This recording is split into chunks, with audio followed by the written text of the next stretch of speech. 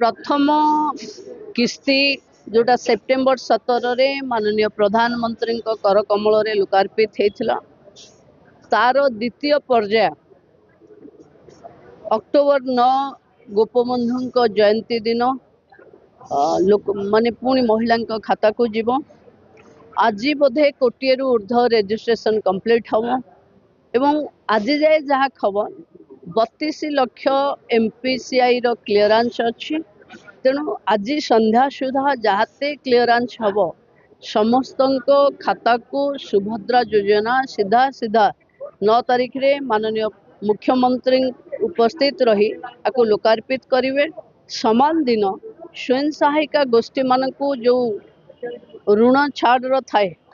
से सुध छाड़ पैसा भी समान 200 कोटी ऊर्ध्व टंका से दिन भी मुख्यमंत्री रिलीज करेंगे। कोटिए